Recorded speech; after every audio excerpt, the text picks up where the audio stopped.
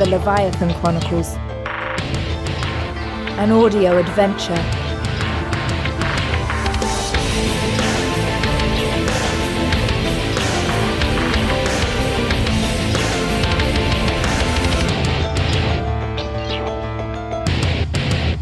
Chapter 4. An Unknown Ally. New York City, today. Jesus, I can't believe it. Jimmy's dead. God, I can't even look at him. Those needles are just sticking out of him. I've got to get out of here. Provost Reiner is calling the police right now. Can't have them find me here with Jimmy's body. They're gonna think that I was the one who killed him. They're gonna be here any second. There's gotta be a way out of here. Damn it! Provost Reiner locked the lab door. I'm locked in. Think, Macallan, think. How do we get out of this room? Maybe the vent. Come on, that's so stupid. I'm never gonna fit into a vent. Look around. Think, Macallan, think. But looking around was precisely what Macallan did not want to do. Not with Jimmy, lying across one of the lab tables, shirtless with blood dripping from his countless wounds. She wanted him to seem like a real person, a living person, but the stillness of his body reduced him to a mere heap of battered flesh, a grotesque science experiment with hypodermic needles growing out of him. Not her best friend, not her research partner, not the man who first kissed her by the window of the lab late one night. The window, of course. This building is almost 100 years old. It has to have some sort of fire escape or scaffolding on the outside. There must be some way to get down to the ground. Rockefeller University was located on a large hill which towered directly over the FDR Drive that snaked along Manhattan's east side. Macallan grabbed her backpack and looked directly down to see an antiquated fire escape leading downwards. She couldn't tell if it was rusted, painted red, or just covered in dirt. The building was only 5 stories high, but the drop seemed much further looking all the way down to the FDR, which lay a few hundred feet below the campus. If she dropped, it was 50-50 whether she would hit the ground or fall all the way down to the highway by the East River. But, with time slipping away from her, she had little choice.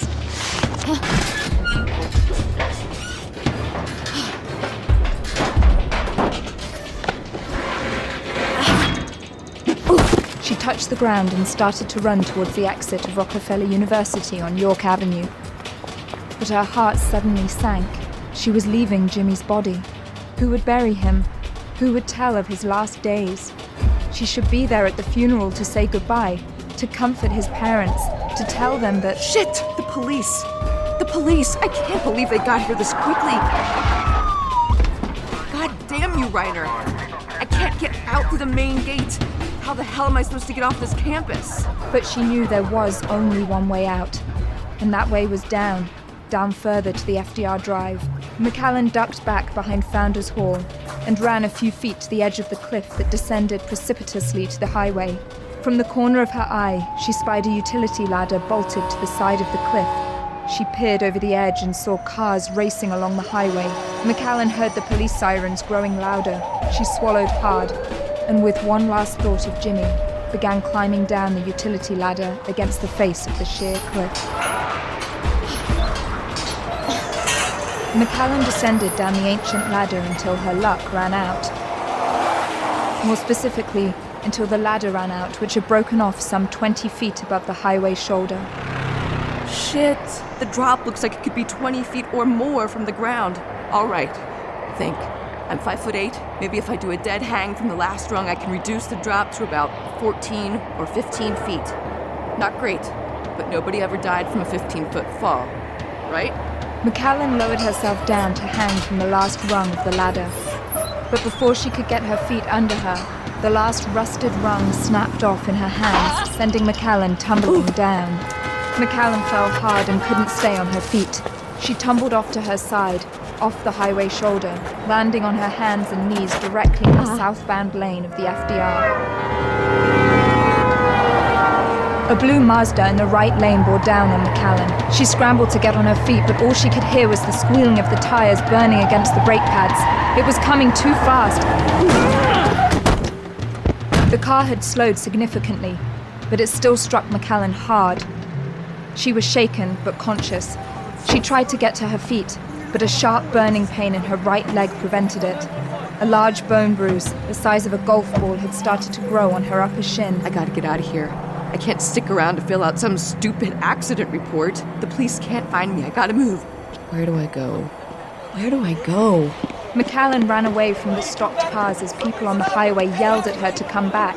Her gait was painful and lopsided as she limped on her bruised right leg. She got off the FDR at 61st Street and continued to Lexington Avenue, where she promptly got on the 5 train heading downtown.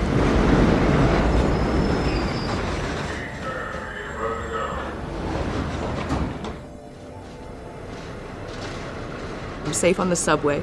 Totally anonymous, constantly moving. God, my leg hurts. Probably fractured. Where am I supposed to go now? I should see Nana. Those Leviathan guys could be there. They know something about Nana. And so does that Vic Roberts guy and his group. I wonder which one killed Jimmy. Who am I supposed to trust now? Macallan stayed on the 5 train for over an hour as tears ran down her cheeks. She didn't cry out, not wanting to draw attention to herself, but her face grew cold in its growing wetness. At first, she tried to hide her bloodied leg, but soon realized that it took more than a tear-stained injured woman to elicit any notice or sympathy from the jaded New York commuters. She closed her eyes hard as minutes swept by her. Finally, she took a deep breath, reached into her backpack to grab a napkin to wipe her nose and face. Her pain was real, and she would feel it for a long time to come. But now, it was time to open her eyes wide and to formulate her plan. Alaska. All the answers to all of this are in Alaska. The file Seinshun gave me talks about finding the key. I don't know what kind of key he's talking about. It lies in a wreck called the Cedar Elm. I could pay the captain of the ship that discovered it, but that's exactly what everyone would be expecting. The Leviathan group would know exactly where I am, and I don't trust them enough to do their bidding. If they know where I am, probably others do as well. I need to keep a low profile. For now, it's the only way I'll stay safe. I need to get lost. I could fly into Seattle and rent a car. Yeah. I could probably make the drive to Anchorage in a day or two. Yeah. No one can track me by car. Border crossing should be a breeze. Leviathan, Whit Roberts, they'll be looking for me in the wrong place. I need to get the key first without anybody knowing. It's the only way I can control the situation. I think I know how to do it. But first, before the police put out an APB on me, I've got to make a withdrawal from the bank. A big one.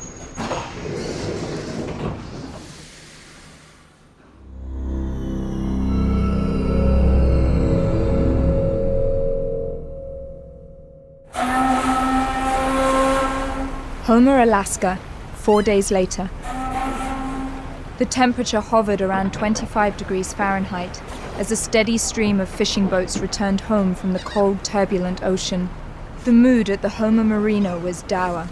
Earlier in the day, all of the fishing boats that left the harbor were being called back to port due to an incoming storm that was threatening to be the worst the city had seen in a decade. Heavy storms were rare this far north, and the vessels were ill-equipped to be out in such tempestuous weather. Most of the fishing boats hadn't made it fully out to the rich, deep waters to haul their lucrative catch. All they had done was waste valuable fuel. A boat that looked like it had been a fishing trawler in a previous life was berthed at the very end of the last pier at the Homer Marina. It had 2 large outriggers that were latched straight upwards, giving the boat the impression of having a set of horns. The bow of the boat was inundated with scientific equipment that was haphazardly strapped to the hull of the vessel. The body of the boat was fiberglass, deeply scratched and dented. The chrome railing that ran from stern to bow was heavily rusted in some parts and simply non-existent in others. Its available deck space was so crowded with dirty equipment that it provoked the image of a floating tech junkyard. It had, in short, seen much better days.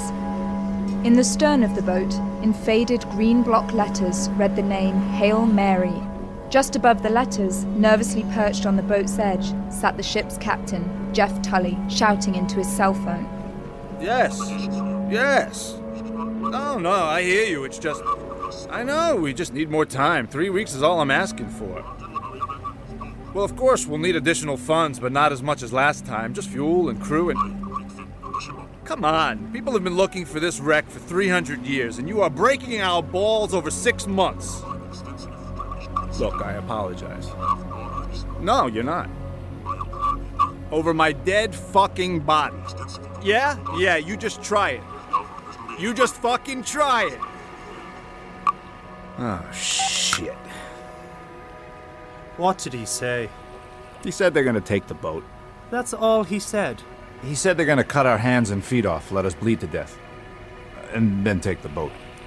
I liked it better the first time. Me too. You know, we never should have gotten involved Hey, I know that. But this is where we are.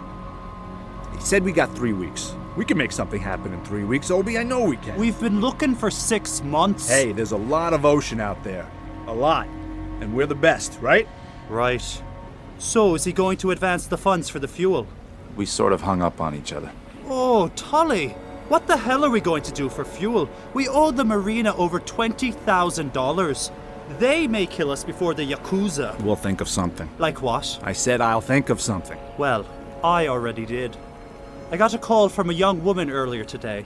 She said her name is Macallan and Oberlin. Said she's looking for a last-minute charter along the Aleutians. Oh, come on. You've got to be kidding me. We got 3 weeks to save our asses, and you want me to be SS Minnow for some girl to take pictures of sea lions. Tulley, think about it. We could charge her enough to fill up on diesel, then use the fuel left over to take one last run at the Cortez. We could still find our treasure. Did you tell her we've got a storm coming in, Obi? 15 to 20 footers, if you believe CNN. The current's running all wrong, too. We'll use twice as much fuel. You better start thinking more positive. Oh, yeah? How come? Because she's going to be here in 20 minutes. Aw, hell, Oberlin. 20 minutes. Try to stay sober.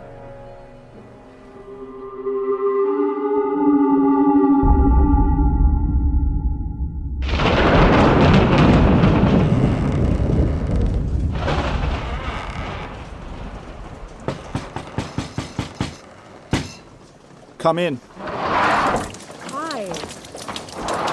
My name is Macallan and Oberlin. I called earlier and spoke to an Oberlin St. Clair about arranging a charter on the Hail Mary. He mentioned you'd be coming by. Oh, then you must be Jeffrey Tulley. I'm sorry, Captain Jeffery Tulley. Tulley is just fine. Fair enough. Is Oberlin here? Nah, he's up at the dockmaster's office settling up our fuel tab. He should be back any minute. I see. Well, he mentioned you might have some availability during the next few days for a private charter. Well, I don't know about the next few days. I mean, have you seen what's out there?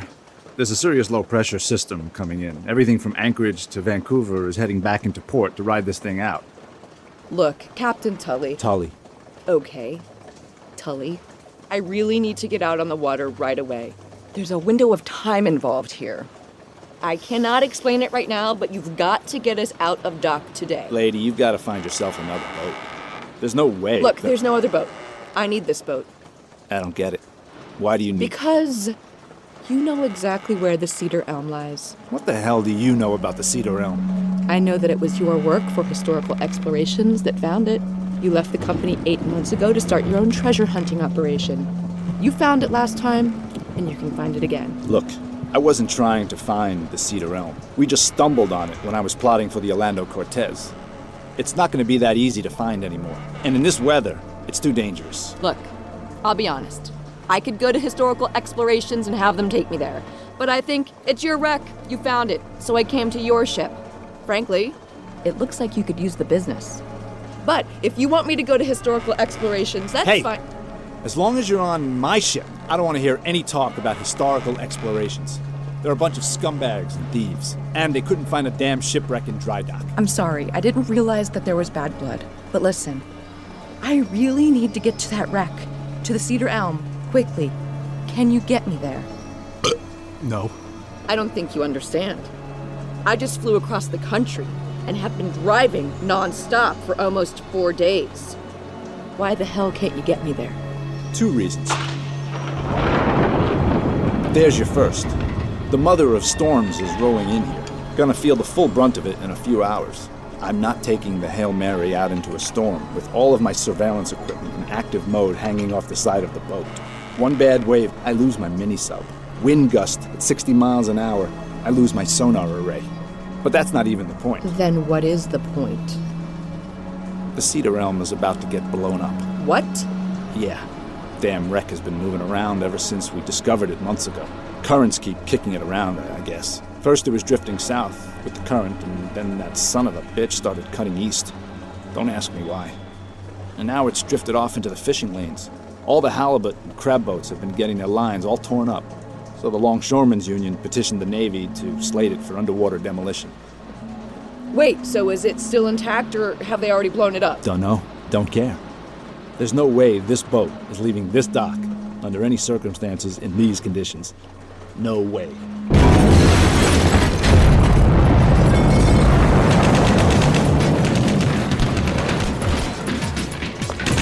Tulley! We gotta get out of dock! You, off my boat now, and untie the stern and spring lines when you get off. Move! That one and that one. I'll help, but I'm not leaving. Tulley! Get the damn lines off and start the engine! I'm on the lines. You get up to the bridge and get the engines fired. Are you giving me orders? Move! There's no time. You really gotta get out of here now. Oh my god, Tulley! Those guys were trying to kill me! I started walking over to the office in the parking lot. All of a sudden, this car blows up next to me and throws me across the lot. Then this other guy gets out of a van and starts shouting orders. Must have been 6 or 8 guys jumping out of the van. Couldn't see their faces because I... Down! Clear off all lines. Let's get the hell out of here. I'm green on both engines. Hang on! The Hail Mary roared out of its slip in the Homer Marina. A rooster tail of wake came flying off the boat's twin Caterpillar engines. The Hail Mary was now cruising at almost 35 miles per hour, causing sirens to blow and people to scream to try and get the charging boat to stop. Shots were still being fired from a great distance, only a few hitting their target. But clearly someone was trying to kill them. Suddenly, the window in front of Macallan's face shattered. We gotta go faster! What the hell are you still doing on my boat? Who is she? Ovi, check the bilge pumps and make sure we're not taking on water. You, Macallan, keep your head low and check in the stern. If the davits holding the mini-sub are in the locked position. If you look all the way at the bottom for a lever, that should be stuck where you see red paint that says lock. Make sure it's in that position. Got it. Where are we going? Doesn't matter, but we gotta get the hell out of here, fast. The Hail Mary was almost through the inlet, which was covered by a narrow drawbridge, which, as luck would have it, was in the down position. They're still shooting at us. They're trying to stop us. You've got to get us out of here faster, Tulley. I'm trying, the engines are at full bore. We're almost at the inlet. What the hell was that? Must have hit one of the air tanks on the bow. Jesus Christ. Tulley, cut hard to port before we pass that huge freighter. They won't be able to get a clean shot at us. We're almost at the inlet. Hang on. There's not enough room with the drawbridge down. They hit one of our air tanks again. We're history. These other boats better make some room. Oh, shit. The bow of the Hail Mary just made it past the front of the freighter, but now it looked like the stern and the mini-sub were going to be crushed by the impending hull. At the last possible second, Tulley yanked the wheel starboard, whipping the stern away from the edge of the freighter. The sudden motion caused the stern of the Hail Mary to tuck under and away from the freighter by mere inches. Did we hit? Didn't feel anything. Nice flying, Tulley. Thanks. We're almost through the inlet. Where do we go now? Where no one can follow us. Right into the belly of this storm.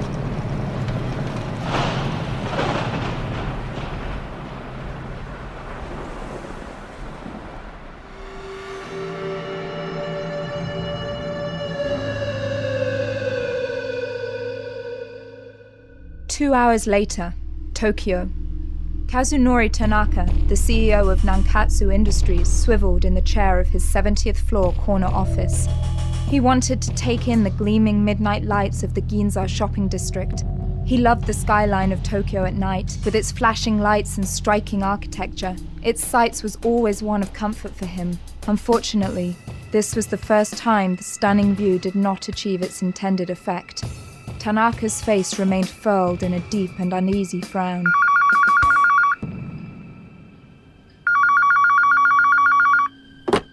Yes? Do you know who this is? Yes. Do you know why I'm calling? Yes. Then you know the cost of failure.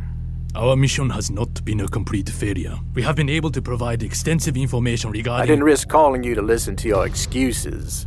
You have been well compensated for your role in this operation. I have no tolerance for your lack of commitment. My commitment has not wavered. I am sorry for my failure. Luckily, for your son, I have a contingency plan in place. I have no son. Of course not. At least not with your wife. But what of your Ajin? Your mistress? What? How did you? Oh, Tanaka-san. You hid her so well. Almost as well as your ties to the Yakuza. You hid your mistress in the building next to your headquarters. Your company constructed its own tower at such great cost. I'll bet no one knows about the storage room in your secure telecommunications center on the 37th floor, and how the back of the closet opens into the next building. And while all of your employees believe their chief executive is conducting high-level video conference with leaders around the world, you were secretly visiting her. What of your child with her? Your little Toshi? We didn't have to use any secret doors. We found him alone playing Nintendo in the media room of the apartment you gave him and his mother. Your guards didn't do a very good job watching him. Of course, it's hard to pay attention when your cerebellum has been punctured by a hypodermic needle containing a lethal dose of a poisonous nicotine extract. Toshi didn't like stepping over their corpses when we... You monster! How could you let him see that? He's just a child and has nothing to do with our affairs. I have always offered my resources to your discretion. I have fulfilled my obligations to you. You have no right... Your obligations will be fulfilled when I say so. The arms deals you secured with Pakistan were facilitated by my group. The patents on your celebrated consumer electronics were the result of corporate espionage conducted by my group. When you wanted to leave the Yakuza, we were the only one to be able to give you a fully new identity. Without us, you'd be another mid-level gangster collecting money from prostitutes. I think you substantially underestimate your debt to my group. Your son will only be the beginning of your loss if you don't. Please, let Toshi go. You cannot... I can do whatever I need to do in order to complete our mission. When my objectives have been met, I'm willing to consider your son's release. Consider? Oh, I think he's beginning to like it here. He was a little cold at first. I mean that literally, of course. You know we have a special room here called the weather room. It's not very large, but it can do some remarkable things. It can simulate any weather condition on Earth. It can be as cold as the Arctic tundra or as hot and humid as the Brazilian rainforest. We can simulate wind conditions up to 200 miles per hour. It can even simulate the atmospheric conditions on Everest. In fact, right now, your Toshi is climbing Kilimanjaro. The winds aren't too bad, but it's amazing how much the temperature drops at night, almost down to 5 degrees. That's pretty cold for a little boy just wearing a t-shirt and sweatpants. But what really gets you is the oxygen deprivation. It gets pretty hard to breathe over 18,000. Just stop.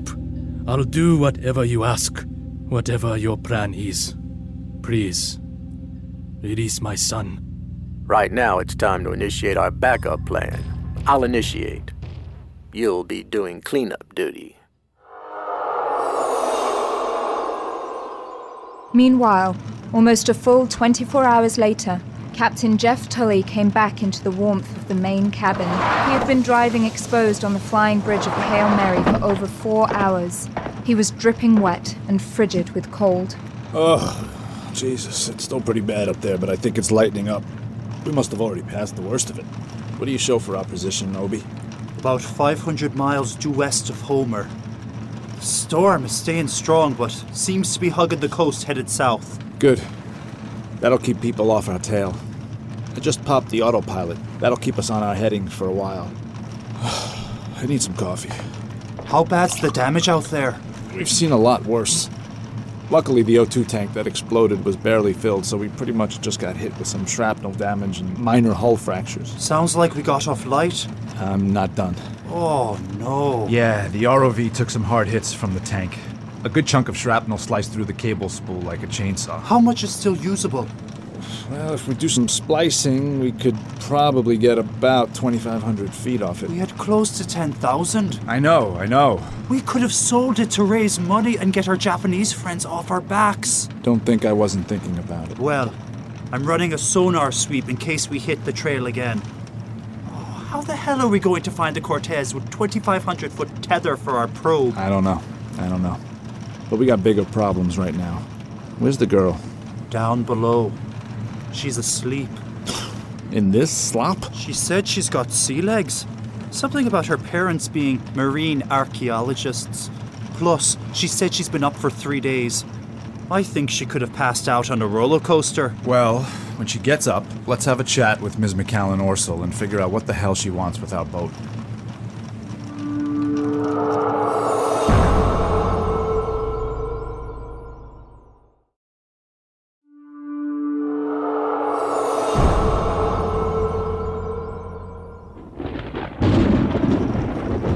Well, good morning, sunshine. What time is it? About 7:30 in the morning, at least in Anchorage. We're actually pretty close to the next time zone. I've been asleep for 20 hours? Aren't you guys exhausted? We've been going in shifts. We've got some coffee made. Can I get you a cup?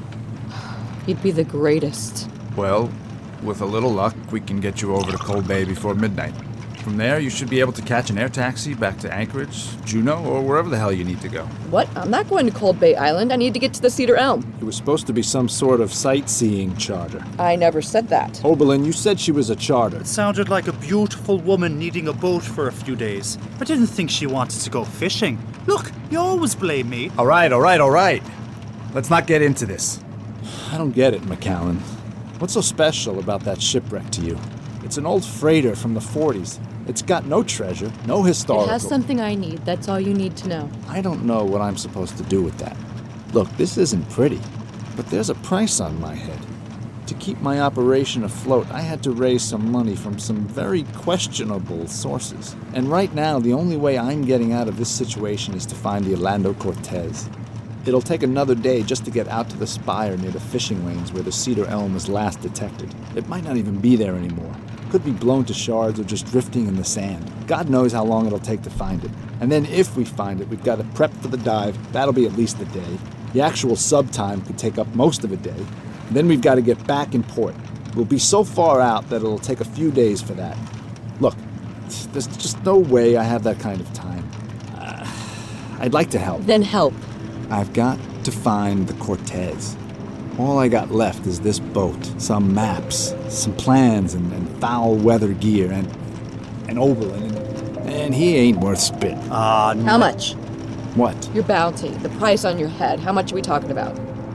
A lot. I'm not going to ask you again.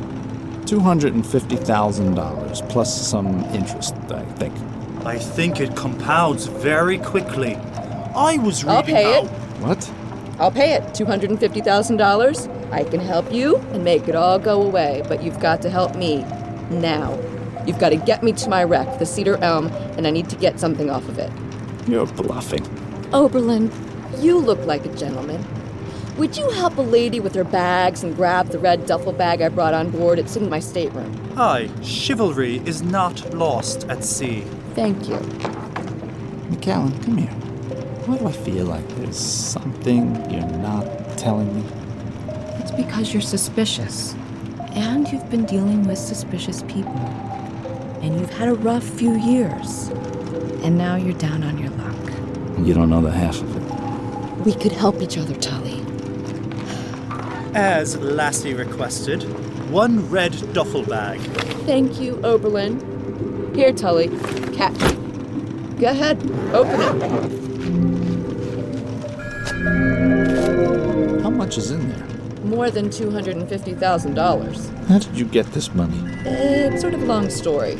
Well, we might have a bit of time on our hands. Look, are you going to help me or not? Tulley, we need the help. Let me ask you something. How did you say you got to Homer? I told you, I drove. What kind of car? I don't know, it was a rental car.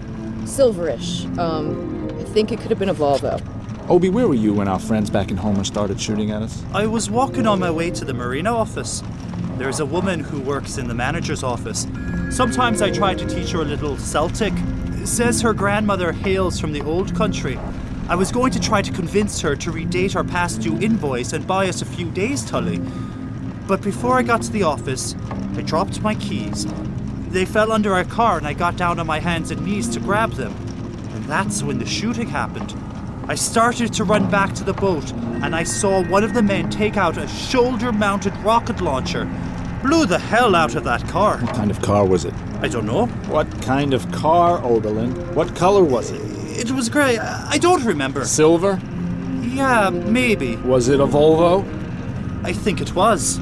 I parked right in front of the marina office. I don't see what the big deal is. Those guys, they weren't shooting at us. They were shooting at you. They were trying to kill you, weren't they? Answer me. I'm telling you, I don't know.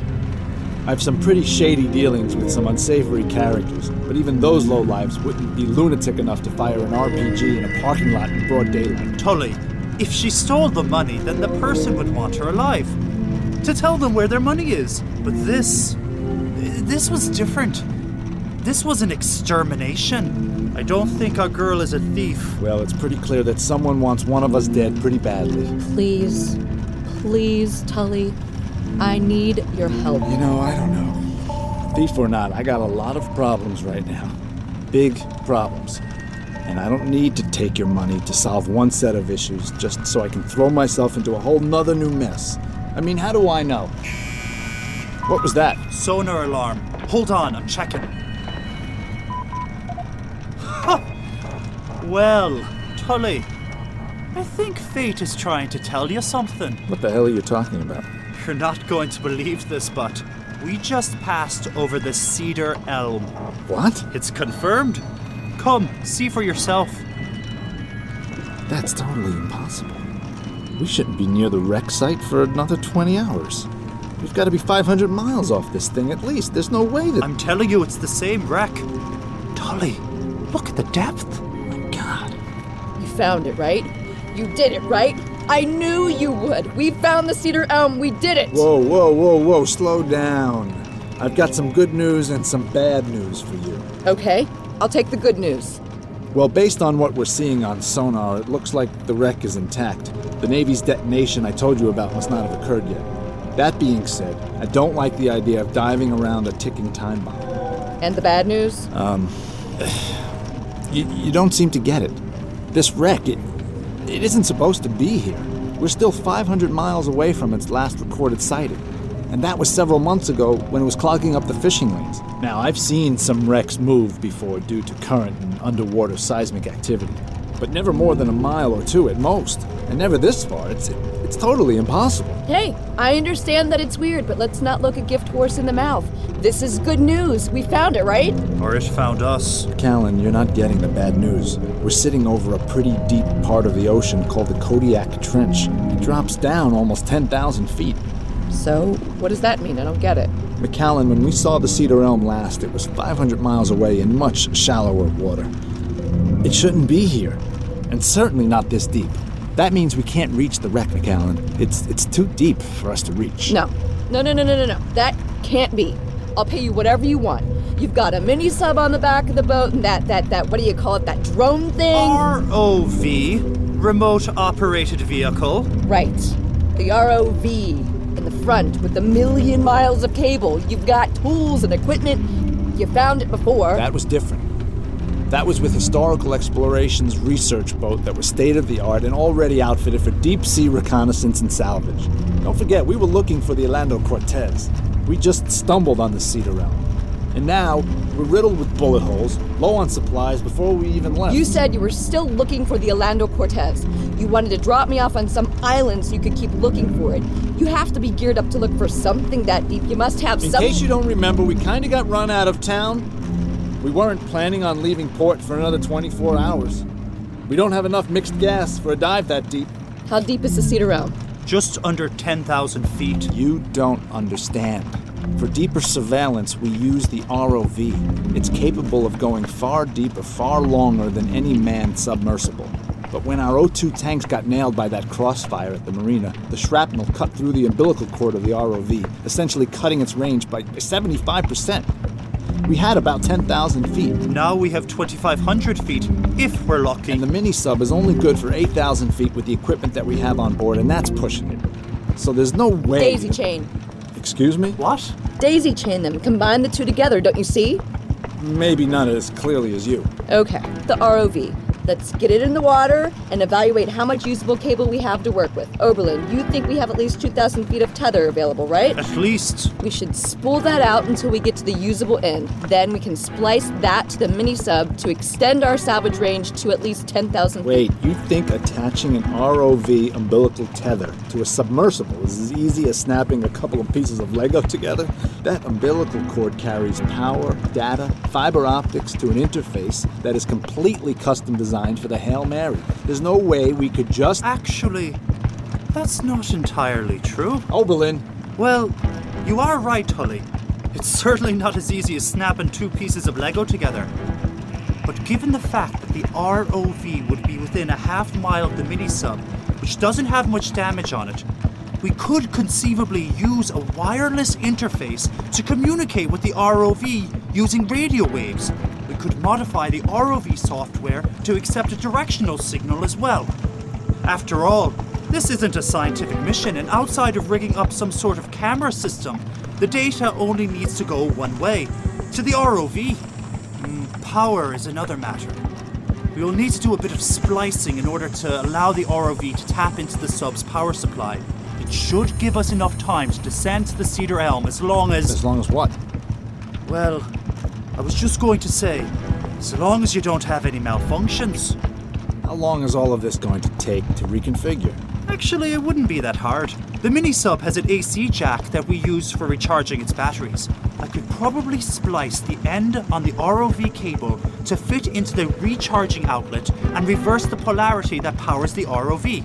Once we have established visuals, we could give it commands wirelessly using the radio frequency I'll program into my computer. Oh, I'm surprised I didn't think of this sooner. That's fantastic. Would you excuse us? Oberlin, may I speak to you down below, please? Are you out of your fucking mind? Why are you going all MacGyver to help this girl out? Do you seriously want to rip apart all of our equipment to chase some derelict wreck?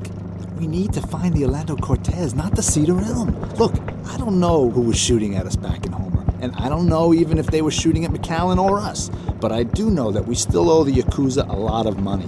If we can find the Orlando Cortez, the records show that it contained over $300 million in silver bullion when it went down. That would get rid of all of our problems, get a decent boat, and put us on... That's exactly what I'm saying. This woman has all the money we need to get the heat off our backs sitting in a suitcase right there.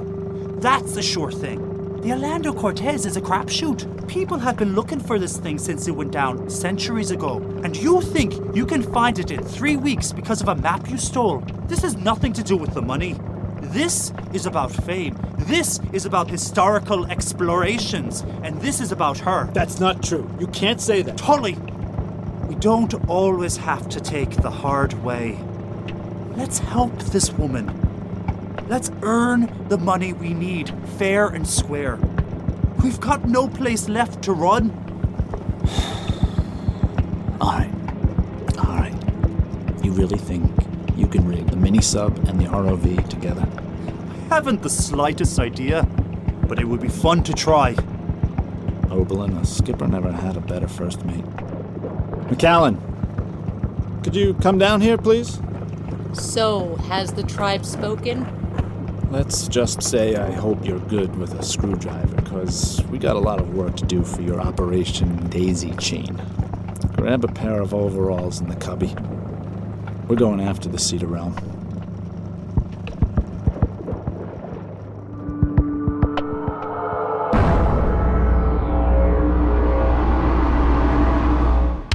You have been listening to the Leviathan Chronicles. The Leviathan Chronicles was written and created by Christoph Lepupka, produced by Robin Shaw, produced and musical composition by Luke Allen, directed by Nobi Nakanishi. For a full list of cast and crew, or to purchase the ad-free director's cut, go to leviathanchronicles.com. Thank you for supporting us, and thank you for listening.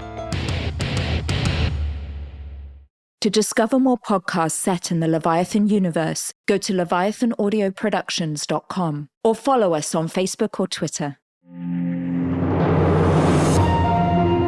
Leviathan Audio Production.